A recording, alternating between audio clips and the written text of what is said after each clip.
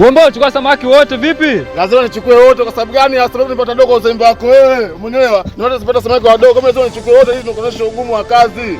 Umeelewa? Wewe kwanza chukua wewe wenyewe kwanza. Sasa kwanza samaki leta kama vipi kwanza? Wewe ni samaki ndio ndio kutosha wewe. Mimi sasa nikachukua samaki kama hao, leta samaki hao kwanza. Wewe samaki ndio ndio kutosha wewe kwa sababu uzembe unafahamu sema la kwanza. Sasa wewe ukizembea mimi nakukuta. Wewe kwani mwanangu wako kudhulumu mzoea au vipi kwanza? Wewe kudhulumu mzoea? Wewe sasa unasemaje kwanza kupitia samaki? Mimi lazima nitakuonyesha wewe. Hapo hujui mimi natokea wapi? Sio unaelewa. Wewe unakotokea unanijua? Unakotokea unanijua na kuuliza. Sasa ukifanya uzembe na kitu yako. Mimi natokea Kipatimu. Mimi natoka na Ndela. Mimi babu yangu Mzee Pwambwa. Bibi yangu Zana Nende. Ushanielewa? Nitakuonyesha.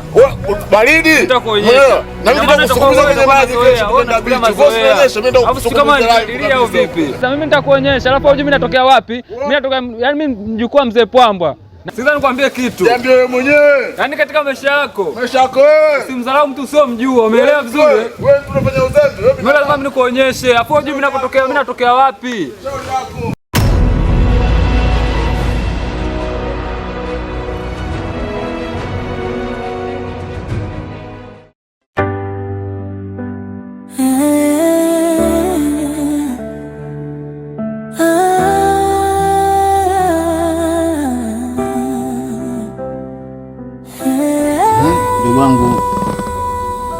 Sasa blaza, sisi tumekuja kama unavyoona na ujio wetu kwa ajili ya kuja kumuomba T, sababu kama unavyoona ndoa yangu mimi ni changa na situation kubwa ni kazini kwangu, mimi narudi usiku, yani nachelewa. Sasa ukija kuangalia nyumbani mke wangu anakaa peke yake.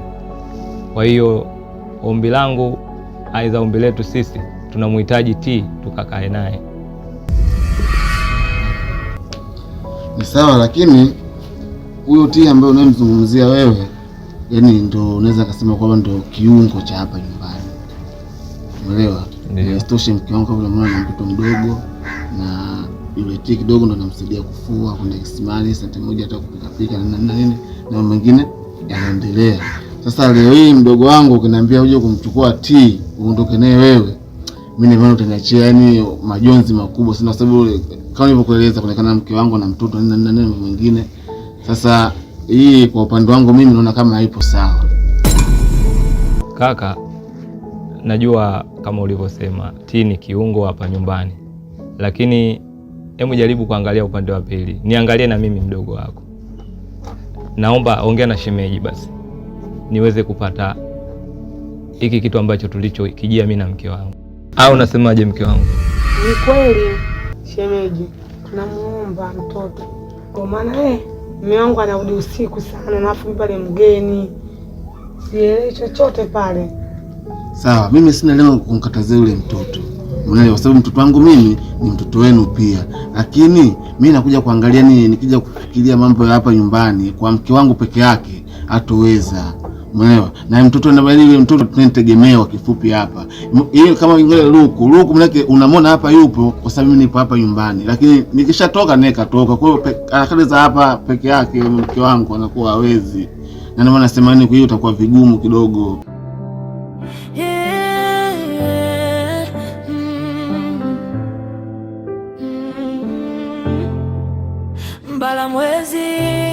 Bala mwezi mara mwanga mara giza, maisha yangu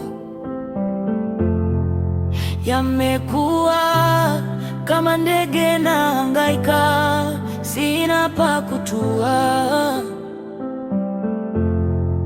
Kila ninachofanya Zemache mapili. Niambia kijana wangu Bombo. Safi, vipi hali? Safi kabisa. Mambo anasemaje? Kwema. Kwema kabisa. Aswa hususan. Shikamoo. Marhaba ya habibillah. Vipi familia? Hawajambo?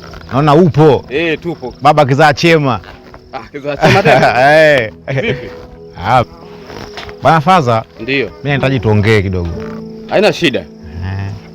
Bana Faza, katika pita yangu. Sawa. Nimepita kwako hapo, nimemkuta binti yako. Sawa. Sasa mimi nilikuwa naomba yule binti yako, mimi nataka uniozeshe. Nikuozeshe? Nataka uniozeshe. Unatambua yule binti ni mwanafunzi? Hivi unapata ujasiri gani wa kuzungumza hilo jambo wakati unafahamu yule ni mwanafunzi? Mimi natambua, lakini hata hivyo naomba nikuulize kitu kimoja. Binti yako si unanisomesha? Sawa. Lengo lako nini? Lengo la kumsomesha mwanangu awe na maisha mazuri hapo baadaye katika maisha yake. Sawa. Sasa mimi nakuahidi kitu mzee wangu. Kama kipi? Ukiniozesha binti yako, nitakutoa katika nyumba yako ile ya makuti, nitakuweka nyumba ya nini? Ile nyumba nitakuachia wewe. Ile nyumba itakuwa inakuhusu wewe. Iko kitu akiwezekani. Shemeji, jaribu kutuelewa basi. Si unajua wote si familia. Wewe shemeji yangu, huyu kaka yangu pia. Kwa hiyo ninachokuja kukiomba leo hii, ina maana hata mimi kule naenda kuishi naye kama mwanangu. Kwa hiyo naomba mwelewe basi mdogo wako, ili tupe idhini akae naye. Kama itahitajika kumuhitaji mtoto, unaniambia, tunamleta. Mume wangu, umemsikia mdogo wako alichokiongea? Nimemsikia. Kwa upande wangu mimi, kwa sababu umeomba sana na nimewasikia, sina jinsi, kwa sababu nyinyi ni wangu. Yaani tunaweza kusema kwamba kisu kimefika kwenye mfupa. Sawa, mchukueni, ila tu inabidi asikae sana, kwa sababu mimi Tindo kila kitu hapa nyumbani. Mume wangu, mimi ninachoomba tuwape mtoto waende wakakaa naye, na kama hivyo nilivyowaambia, Jumamosi na Jumapili awe anarudi hapa nyumbani kumsaidia kazi. Ni sawa, kwa kuwa umesema wewe, basi haina shida, lakini hakikisha kazi za nyumbani zote unazifanya kwa wakati.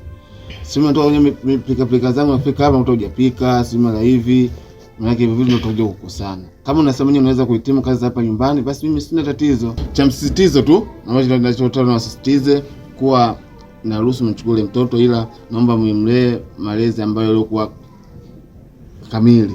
Nikisema hivyo na maana sio akifanya kosa mnamwacha tu, unafanya hivi. Yani naomba mumkanye kama unavyomkanya mimi na mama yake. Sawa, ukiona tatizo limewazidi limekuwa kubwa, sema tushirikiane, tuite sisi wazee wake, tunakuja pia tunashikiana tunamkanya. Sawa? Kwa hiyo ni hayo tu. Yule nimeshakuelekeza ni mwanafunzi. Sawa, mimi natambua yule mwanafunzi. Sawa. Wewe father, wewe unaogopa nini ukiniozesha mwanao? Shida kubwa, yule mtoto yupo ndani ya serikali. Utavochukua mimi jukumu la kumuozesha, basi takuwa nimeingia mimi hatiani pamoja na mwanangu pia. Kwa hiyo swala ambalo haliwezekani. Nimekuelewa father. Naomba unisikilize. Nimekuja hapa na imani kwamba wewe ni mtu mkubwa na una heshima na taadhima. Naomba unisikilize mimi mwanao.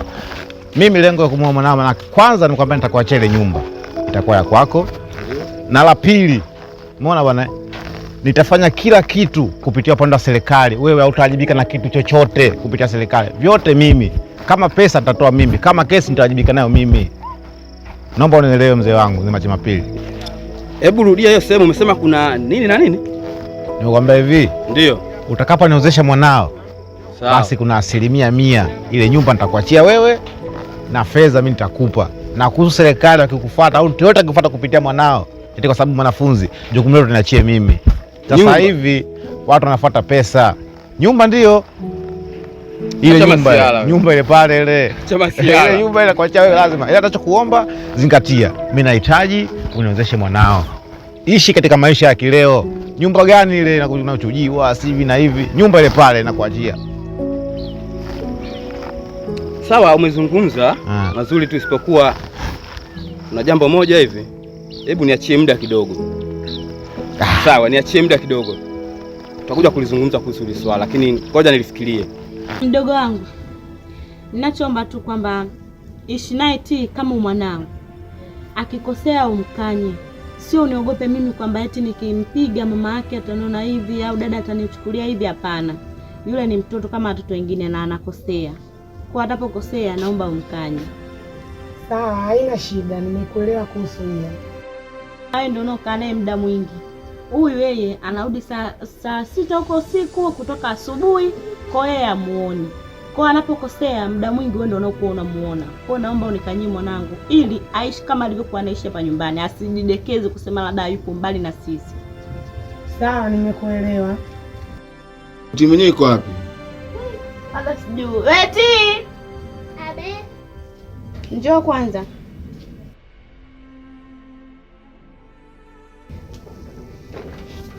Abe. Kaa chini kwanza.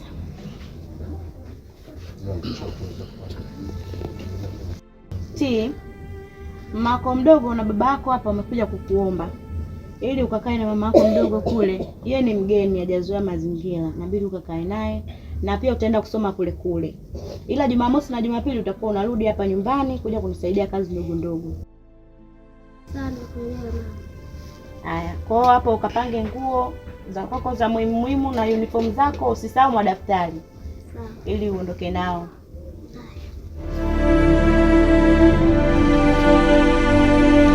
Naona jambo liko vizuri. Weti.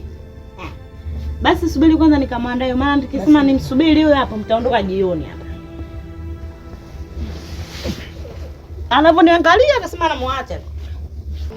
Basi sawa Faza. Haina shida. Kwa kuwa umenisikiliza, anahitaji hili jambo lifanyie kwa wakati ili watu wasije kujua. Kwa sababu watu wakija kujua kama nataka niozeshe kwa haraka sana, watu wanaanza kaeka vipingamizi. Hilo haina shida. Tukatupa hela nyingi. Sio kama tutafunga, tutatupa hela nyingi. Sasa hatutaki hiyo hela nyingi atakayopata wewe. Basi hilo halina shida. Unaonaje hapo sasa? Ila na wewe tulia kidogo, usije ukaisambaza tena, kwanza nikakae ili baadaye upate mrejesho mzuri. Basi sawa Faza, mimi naenda kwanza juma moja. Haina shida. Ila sasa baadaye au siku nikipata nafasi nitakutafuta. Ila zingatia sasa hili swala. Mimi nasema hilo halina shida. Isipokuwa na wewe zingatia, usiyasambaze. Mimi ndio nitakayokupatia mrejesho. Haina taabu Faza. Haina shida. Kwa heshima. Haina shida. Haina taabu. Ai mzee huyu. Walladhina kafaru biayatina hum ashabul mashkama alaihim narum muqsada. Tena kusalimia, asalamu alaykum. Wa alaykum salam. Sibili, mtoka wapi? Mtoka saluni. Saluni? Kwa ruksa nani? Jamani, hata mtaka kwenda saluni lazima nikwage. Lazima uniage, mimi sina mume wako. Kuna mume mwingine zaidi yako mimi. Alafu wewe unaenda saluni, unaenda kusuka nywele ambazo za kishetani, ambazo Mwenyezi Mungu hazipendi, na wala kuzitamka kwamba nywele hizi nyinyi wanawake mzisuke. Yaani msiba mkubwa sana mke wangu. Inna lillahi wa inna ilaihi rajiun. Yaani mimi naenda kujipendekeza, naenda kusuka ili unione nimependeza. Alafu unakuja mke wangu umeenda kusuka nywele sasa nini? Nikipita kule mtaani watu wote macho wananikodolea mimi, upo? Wananiangalia. Yaani wanauliza mwanamke anapendeza yule, shi anajua kutunza. Kumbe nikirudi nyumbani unaweza kusema sijui nini nishakuchoka. Mke anapendeza kwa mume wake tu. Wewe unapotoka hapa unajilemba, unaenda huko mtaani, unaenda kupendeza nani? Hivi unajua ukitoka bila kusa mume wako unaandikiwa laana 1000 na ukifa unaenda motoni moja kwa moja. Unalifahamu hilo? Wangapi wanatoka nyumbani na umezao waage na laana hawapati, wanadunda tu mtaani. Simple, mimi naenda kupendeza. Maisha yangu yamekuwa kama ndege nahangaika, sina pa kutua.